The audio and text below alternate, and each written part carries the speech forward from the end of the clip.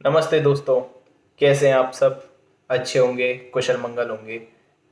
आज जो ये वीडियो मैं बना रहा हूँ इसमें मैं आपको बताऊंगा क्रोज टेस्ट के बारे में।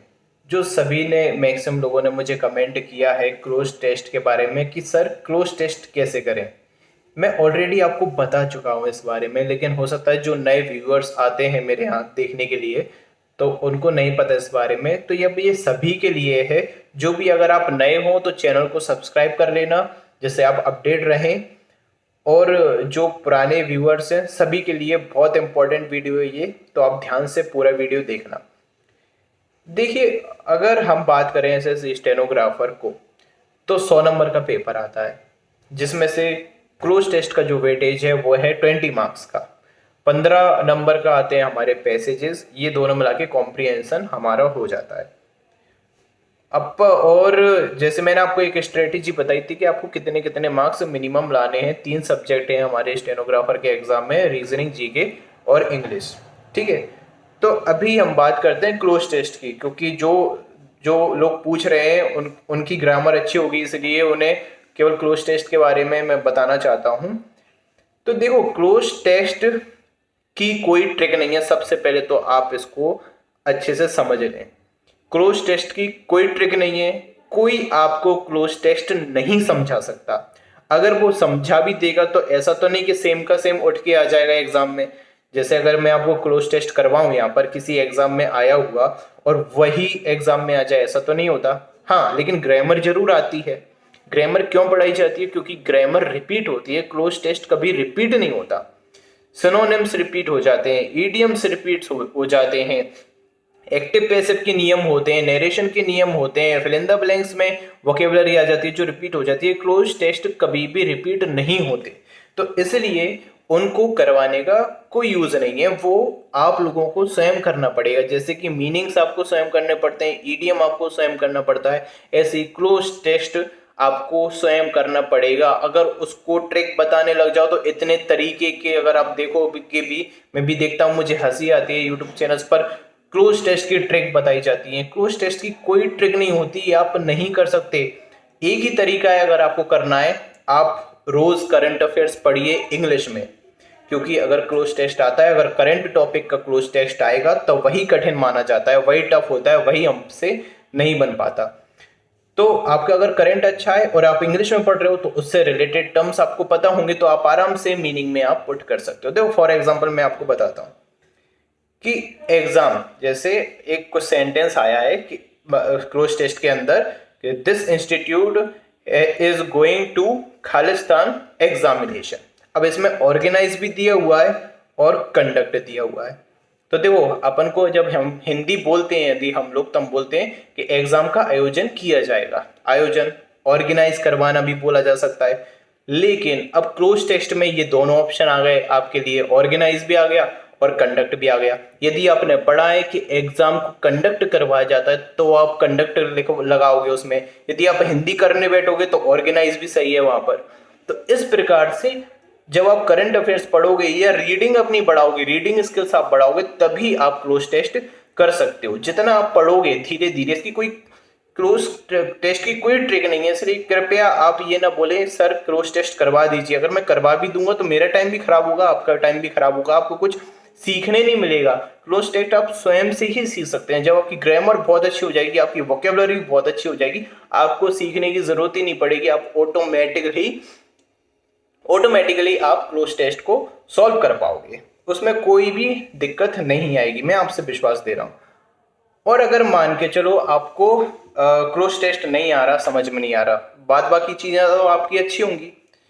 जो और भी चीजें हैं, जैसे कि ये देखो, ये मैं चार्ट बना के लाया हूं कि ये हमारा एग्जाम में ये सब आता है। तो देखो, नहीं आते आपको, देखो आप लोग बोलते हो क्लोज टेस्ट नहीं आते, बाद बाकी हमें सब आता है। तो देखो, आप एरर करो पूरे 10 के 10 नंबर्स के। सॉरी, यहाँ पर ये नरेशन है, नरेशन 10 मार्क्स की आती है, आपको 10 में से 10 मार्क्स लाने ही हैं क्योंकि आ जाते हैं। अगला है आपका एक्टिव पैसिव। एक्टिव पैसिव में भी आपको 10 मार्क्स लाने हैं। ठीक है, एरर, एरर में आपको 9 मार्क्स लाने हैं कम से कम। अगर आपकी ग्रामर अच्छी है, आप केवल क्लोज टेस्ट करना चाहते हो, इसका मतलब आपकी ग्रामर बहुत अच्छी है, तो आप एरर में ला सकते हैं। 10 मार्क्स लाइए आप पूरे के पूरे। उसके बाद फिलर्स है, फिलर्स में आप पूरे कंप्लीट कीजिए। इंप्रूवमेंट को आप पूरा सही करिए। सिनोनिम्स पूरे सही कीजिए, इडियम्स पूरे सही कीजिए, एंटोनिम्स पूरे सही कीजिए। ठीक है, अब बचे आपका PQRS। PQRS भी पूरे सही हो जाएंगे, बहुत छोटे छोटे आते हैं, कोई इसमें इतनी दिक्कत नहीं आती। अब ये बचे आपके क्लोज टेस्ट और पैसेज की बात। अगर आप पैसेज सॉल्व करोगे तो मेरे ख्याल से आप 15 में से 10 मार्क्स तो आप ला सकते हो उसमें से। पैसेज पढ़ने में कोई दिक्कत नहीं। अगर आप इतने टाइम से पढ़ाई कर रहे हो कि आप क्लोज टेस्ट पर जंप मारना चाह रहे हो, तो मुझे लगता है कि आप 2-3 साल से पढ़ाई कर रहे होंगे, तो आपके पैसेज तो बहुत अच्छे होंगे। तो आप पैसेज तब भी आप कर सकते हो, 15 में से आप 10 मार्क्स तो ला सकते हो। अब बचे क्लोज टेस्ट। अगर आप पढ़ाई कर रहे हो, यदि आप 2-3 साल से पढ़ाई कर रहे हो या 1 साल से पढ़ाई कर रहे हो, तो मुझे नहीं लगता कि क्लोज टेस्ट 20 में से आप 20 की 20 गलत करोगे। करोगे क्या आप 20 में से 20 गलत? नहीं करोगे। एटलीस्ट आप 10 या 5 मार्क्स तो लाओगे उसके अंदर। तो अगर आप ओवरऑल भी अगर रिजल्ट देखोगे ना, तो आपके 80 मार्क्स कहीं नहीं गए इंग्लिश के लिए। 80 मार्क्स आपके इंग्लिश में आ गए। नहीं आ रहे क्लोज टेस्ट, उसकी बात कर रहा हूँ। अगर आपको नहीं आते, आप जो इतना आप डर चुके हो क्लोज टेस्ट से कि sir cloze test cloze test cloze test, तो इतनी कोई बड़ी बात नहीं है नहीं बनना क्लोज टेस्ट को। ठीक है, जब मैंने दिया था मुझे भी इतना नहीं आता था, आराम से मेरे अब 13-14 नंबर आए थे और मैं सफिशिएंट था, क्योंकि मेरा बाकी सब, आप रीजनिंग में मेहनत कीजिए ना, रीजनिंग को अच्छा कीजिए, जीके में मेहनत कीजिए, इनमें आप नंबर से बढ़ाइए, आराम से आपको सिलेक्शन, आपको नौकरी चाहिए, नौकरी मिल जाएगी आपको। ठीक है, और अगर टॉप आपको करना है तो टॉप तो टाइम कंज्यूमिंग है, तो एक टाइम पर ऐसा आएगा कि इतनी पीक परफॉर्मेंस हो जाएगी, आप ऑटोमेटिकली टॉप कर लोगे। ठीक है, तो ये था कि क्लोज टेस्ट के लिए इतना परेशान होने की आवश्यकता नहीं है, और आप वोकेबलरी अच्छे से कर लीजिए और धीरे धीरे, और अगर करना है तो आप न्यूज़पेपर पढ़िए, करंट टॉपिक्स पढ़िए, क्योंकि कुछ ही क्लोज टेस्ट ऐसे होते हैं जो CGL मेंस के लेवल के होते हैं, वही टफ होते हैं और वो पूरे करंट से आते हैं। नहीं तो अगर करप्शन का आया, पॉल्यूशन का आया और डाउरी सिस्टम का आया, अगर ऐसे क्लोज टेस्ट आए तो इससे तो आप खुद ही बना दोगे, उसमें कोई दिक्कत भी नहीं आएगी, ना उसे पढ़ाने की जरूरत। 2 प्रकार के क्लोज टेस्ट होते हैं, एक तो आते हैं हमारे प्रीपोजिशन से रिलेटेड और एक आते हैं हमारी वोकेबलरी से रिलेटेड। तो वोकेबलरी वाले जो होते हैं वही टफ होते हैं, प्रीपोजिशन वाले इतने टफ नहीं होते, वो आराम से बन जाते हैं। तो इसलिए इतना परेशान होने की जरूरत नहीं है, आप 80 मार्क्स को कवर करके चलिए। देखो, मैं आपको यहाँ पर सटीक दे रहा हूँ, मैं आपको इतना नहीं बता रहा कि आप 95 मार्क्स लाओगे यहाँ से सीख के, बिल्कुल नहीं। आपके लिए एक स्टैंडर्ड स्कोर लाना जरूरी है स्टेनोग्राफर के एग्जाम के लिए। अगर आप एक स्टैंडर्ड स्कोर कर लेते हो तो आपकी जॉब पक्की है। आप इसको समझ लीजिए, अगर आपके 145 मार्क्स अगर आ जाते हैं इस बार भी एग्जाम में, तो आपका D ग्रेड कोई नहीं छीन सकता आपसे। और इसी के साथ में एक और किसी का कमेंट आया था मुझे कि सर 2018 का जो 8 तारीख की शिफ्ट का था वो बहुत टफ था। बिल्कुल सही कहा था आपने, मैंने भी उसको देखा था, बहुत टफ था, अच्छा लेवल था, मेंस जैसा लेवल ही था उसका। लेकिन एक बात आपको ध्यान में रखना चाहिए कि अब नॉर्मलाइजेशन भी होने लगा है।